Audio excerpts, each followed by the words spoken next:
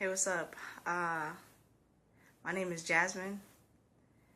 I'm 20 years old, and about 5.5, 6 years ago, I met a man named Jesus, and he changed my life. Um, but let's take a look at how it all began. This is the first time that I believe I'm ever walking through my entire testimony. The Lord has just really been putting it on my heart. So this whole transparency thing, it's about to take place. Like I said, I'm Jasmine, I'm 20. And I grew up similar to a lot of kids. You know, my mom being a single parent. I did know my father. But no in the sense that I know my teachers at school. I've seen them, I've spoken to them, but no intimately, no. I remember hearing about God growing up. My mom made sure that we went to church. She didn't get saved until I was about 11 and a half, but, like most, at least black families, you're still in church. It's more as a do as I say, not as I do kind of thing. So I was in church pretty often, Sunday school, but I never understood what it was all about. I knew that there was a God. I believed that there was a God, but I hadn't had an experience with him, if you will. I never felt that I was missing a father. I never was like, man, I really wish I had my dad around to teach me these kind of things. I never felt like that. My mom was pretty good at being the mom, the dad, the friend, playing basketball with me, taking me places. She was good in that aspect. What I did lack was, I guess you could say, the affection side that I was looking for. You can see my snapback, you can see the t-shirt. My uncle was that father figure in my life. I wanted to be just like him. He had a bunch of sneakers. That's why my closet is full of sneakers. Like, I wanted to be just like him. My cousin and I both, I grew up my whole life being a tomboy, climbing trees, playing in the dirt. I wanted to be just like my uncle.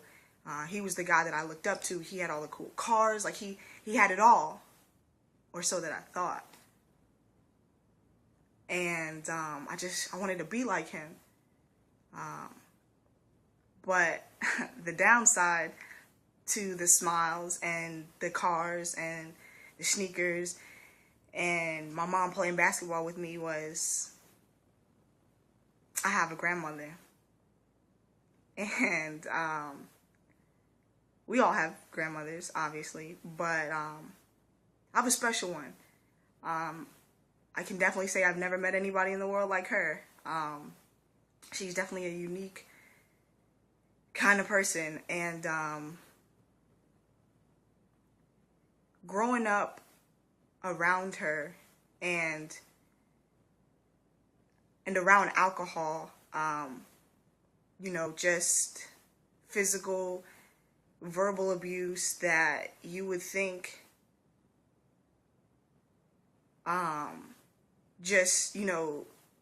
you would just be like, man, like that just shouldn't go on with people that you love. There's just certain ways that you treat people that you love.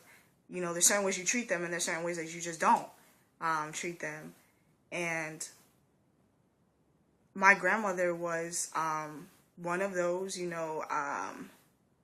belligerent drunks, one of those super verbally abusive, physically abusive, not to the extreme, at least not with me. There was some physical abuse, but not to the extreme of, like I was in the hospital, inches away from my life, never that. Like, I know that there are people, that have been through some crazy stuff, And although I've had my fair share, like, I praise God for sparing me from a lot of things. But nevertheless, my grandmother, she was pretty abusive. She's the kind of person that if she's upset with you, there's no word in the English language that she won't use to hurt you. And that was mostly it. I mean, I was called the B word just all the time. Like, I was called all kinds of, crazy things that just children just shouldn't, anybody, but let alone children, just shouldn't have to hear. She had a bad divorce with my grandfather, and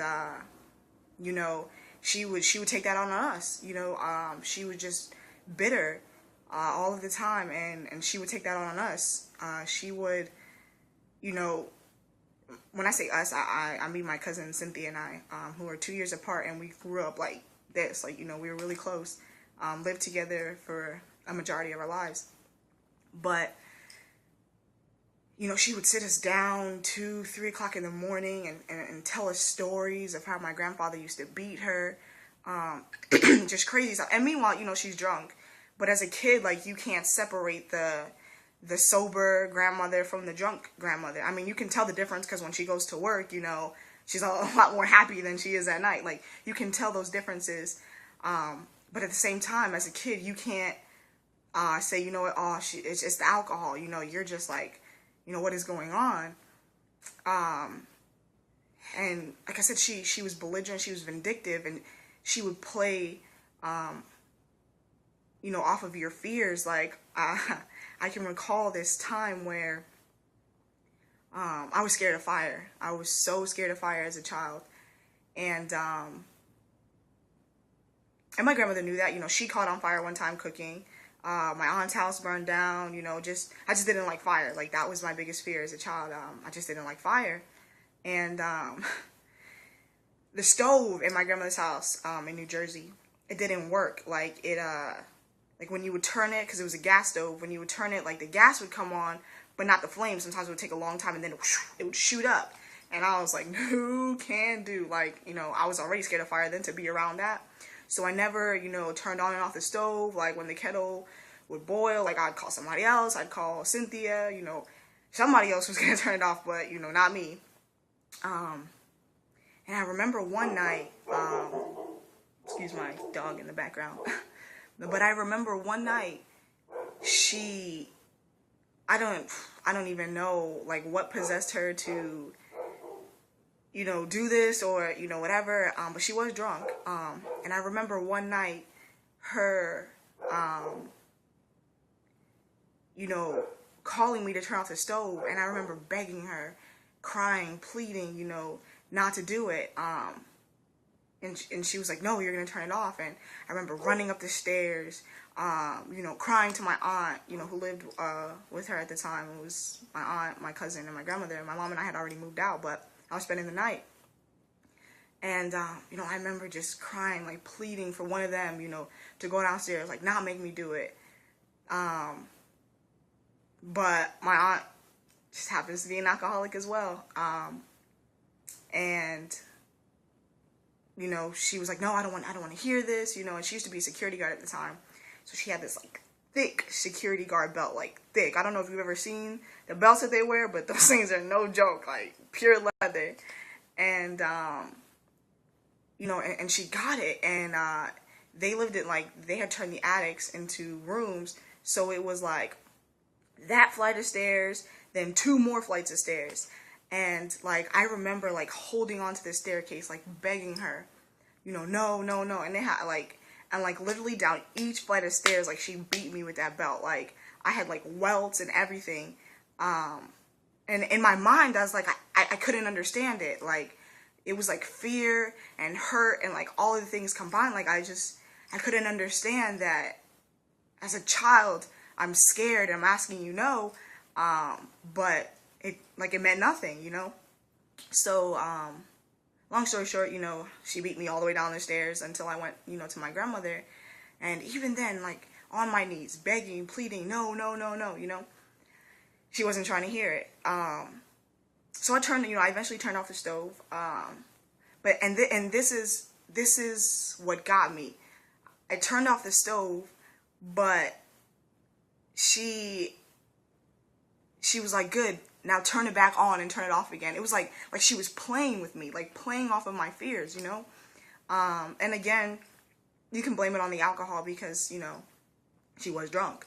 But it was like little things like that just had me scared, scared as a child, sleepless nights. And as a matter of fact, I sit here to this day and, and I pray or whatever. I'm at peace. I know the Lord is faithful, but, to this day, I can't sleep through the night. Like I wake up at least 4 or 5 times through the night, and almost out of habit, I guess, almost because my body is just, used to waking up just like, scared, honestly, just scared because, I know anybody who's ever lived with somebody drunk, sometimes like they roam the house at night and you're kind of just like, what is going on, So, it's stuff that just has like impacted my life completely, and for the longest time, I resented my mother. There wasn't really physical abuse, from my mother, but I would definitely say that she picked up the verbal abuse, attributes from my grandmother, and just those ways of dealing with things. Like there was plenty of things that my mom said to me as a child that I was just like, man, really? And sometimes like I honestly believe that she maybe just didn't even realize that she was saying it that way or how she had said it, because like she was just used to hearing my grandmother react that way. So then it's like, now I'm gonna react this way to my child, but subconsciously, and I even have to watch myself with that. That's a daily prayer for me, is that Lord, when I have kids that, those angry, just, belligerent traits that I see, like Lord, like strip me of them, But in any event, that's how, with my mom, I can remember her saying, stuff like just about, I don't know,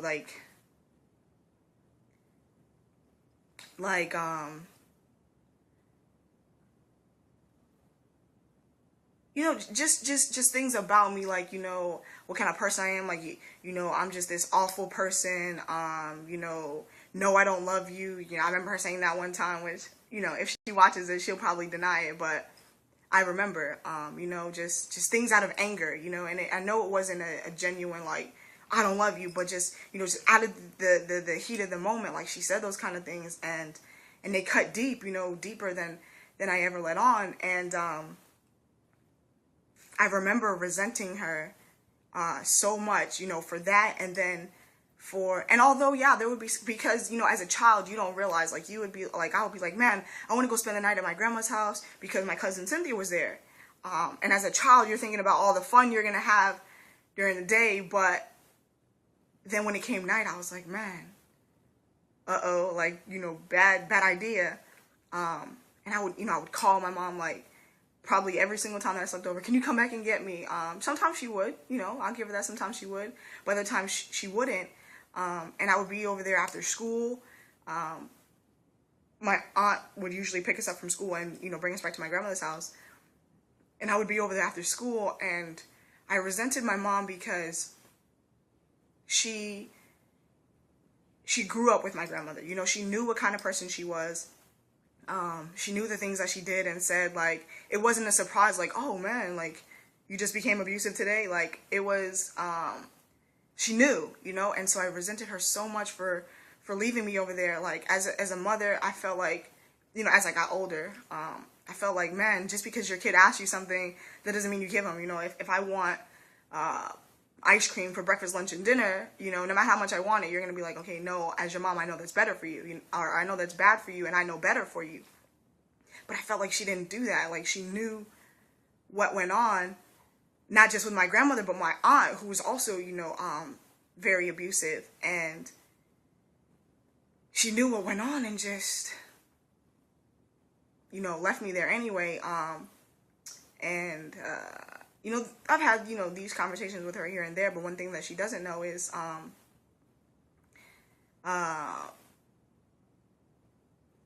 there was plenty of times where I would be home and contemplating suicide, not because the pain was too hard and I didn't want to live anymore. You know, it wasn't that kind of I want to commit suicide. It was I want my mother to hurt the way that she hurt me. That was my mentality, that I want to leave a note for her, and I want her to know that my death is because of her. Like, I wanted her forever to blame herself. That, you know, that there wouldn't be a day that went by that she was like, man, like, it's my fault that Jasmine killed herself. Like, it's my fault. Like, I resented her so much that I wanted her to hurt for the rest of her life. And man, sin is a crazy thing, because it'll have you thinking like that. Like, it will have you, you know, wanting revenge when the Lord says vengeance is mine, you know. But that's how it had me thinking, that you know, I just want her to hurt as much as I did. But you know, the Lord had been faithful. So we moved from New Jersey when I was about 13 years old. I was 13 actually. I came here, did not want to come, did not want to leave New Jersey. It was cool to visit Florida for vacations, but I didn't want to move. You know, I had to leave everything, and I didn't want to move. And I was just, you know, I'd always been angry and rebellious, but even more so now, you know, and I was older, so I could get into more trouble, and I was just always in trouble in school. You know, they were always calling home, leaving messages, detention. Like, I was just always in trouble. And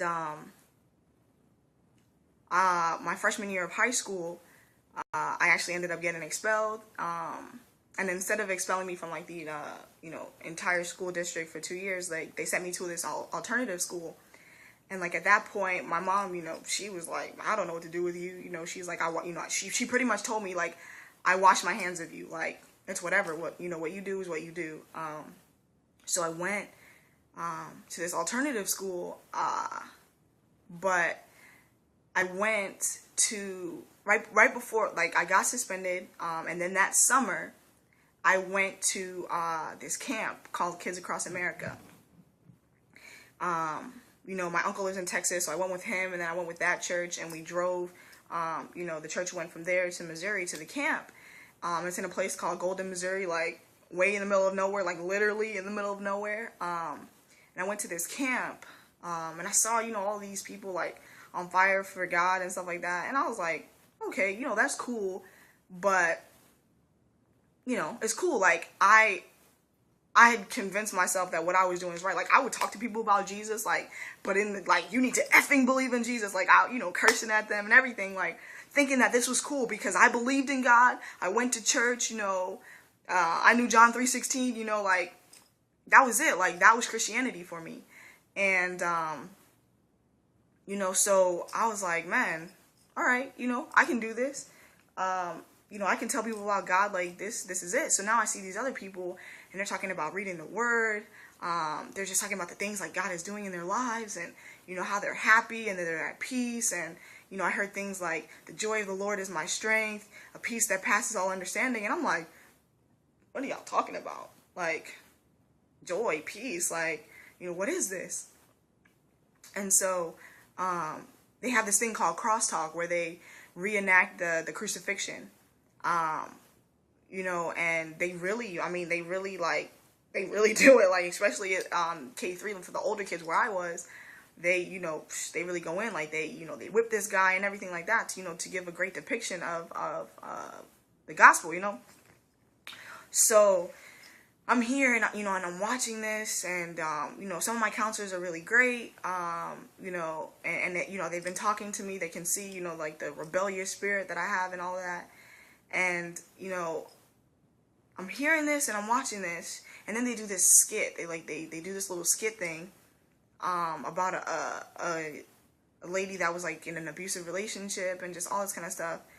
And I'm watching it, and like like I said, like I had always heard about Jesus. I had always heard about God. Like I had always heard about these kind of things. I was even presented with the gospel before. But something was different. This time something was different. I'm sitting there, you know, it's like 9 o'clock at night, pitch black in the middle of the woods, just like the, you know, little torches that were lit. And I'm sitting there and something just felt different. Like, I literally felt Jesus, if you will. Like I felt like he was right there. I felt like he was talking to me. Like I felt loved, which is something that I struggled with as a child to feel. Although it was there, it was hard for me to feel it. But in that very moment, like I felt love. Like I was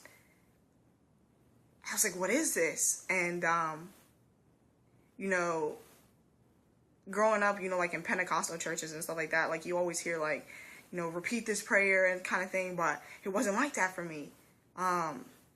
Like I remember literally, you know, because, you know, you usually like, you know, God is in the sky, you know, like a lot of people like they look up to heaven.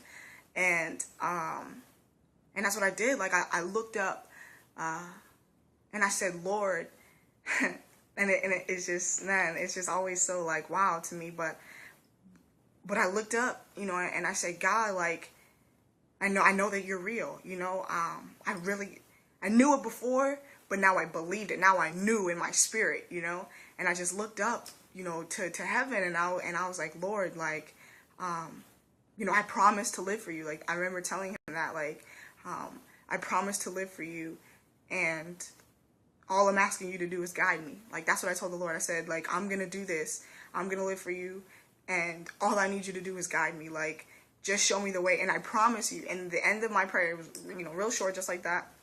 The end of my prayer was, you know, and if you lead me, I promise you I'll never look back. And from that day, my life is it's changed. Like I said, you know, almost 6 years ago, and I've never looked back. You know, not to say that I've never sinned, because obviously, like, I'd be a liar according to 1 John, but I never looked back. Like I never went back in the world. And it was like,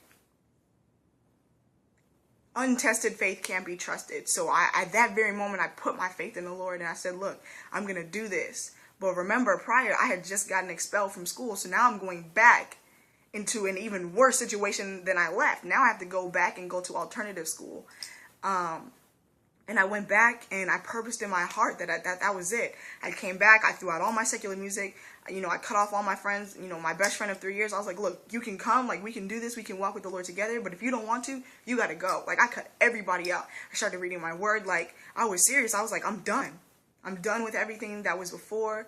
I'm done. Like, Lord, you have all of me. And that was it. You know, I came back, I went to alternative school, I got done, I went back into regular high school, and it was like, they knew me as this, you know, this girl that always got in trouble, but I was different, you know. That Jasmine had died. Like, I was a new creation. Like, I got, you know, turnaround student of the year. My article, you know, was published in the newspaper, all of that kind of stuff. You know, the Lord changed me. And I went on to now, like, preach the gospel in school. Like, I would have my Bible with me in school. Like, it was a different person. I remember countless times people coming up to me, and they're just like, man, like, you're not the same Jasmine. And the Lord did such an amazing work, because I didn't have, you know, usually when you have that, like, oh, I'm changed, and they're like, yeah, right, you know, and they'll remind you of your sin and stuff like that. But the Lord spared me. Like, people didn't. They listened, you know what I'm saying? Like, they listened. They saw what Christ had done in me. They saw the new me.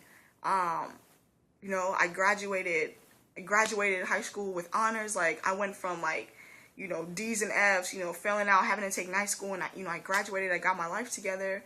I was like, Lord, you know, I want to be a lawyer. I was praying about it, and he was like, no, I want you to go to seminary school.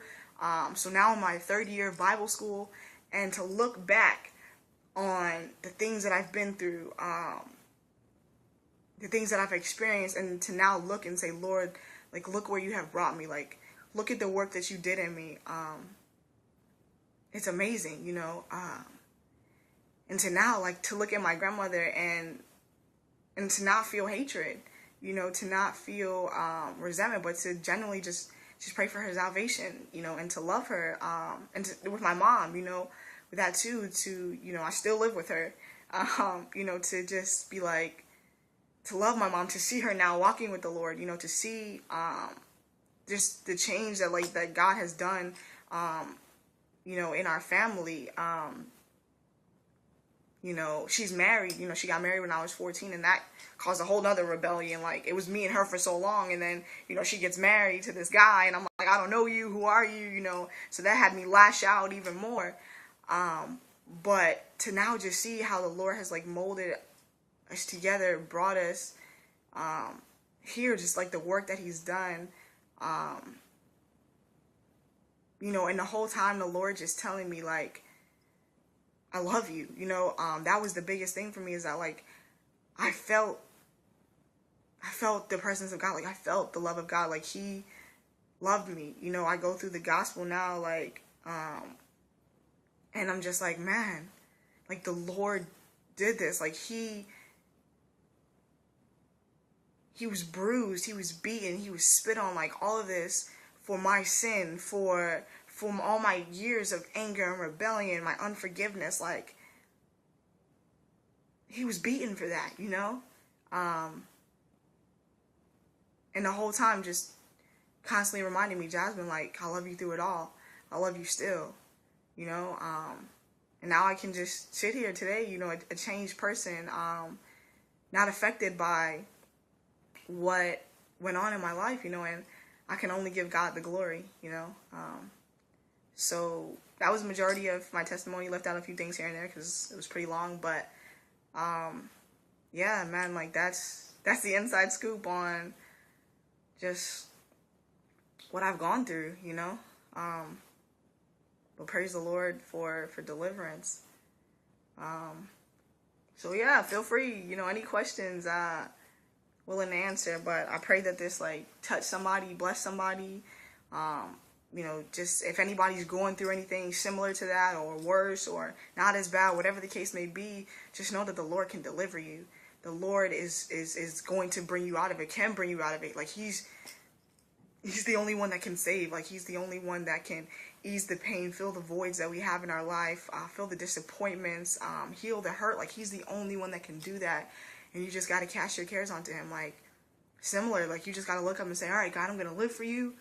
And you just got to show me how. Like, you just got to lead me. You just got to guide me. And purpose in your heart to just never look back.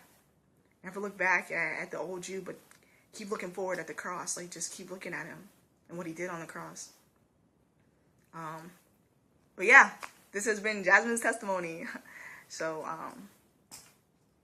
peace.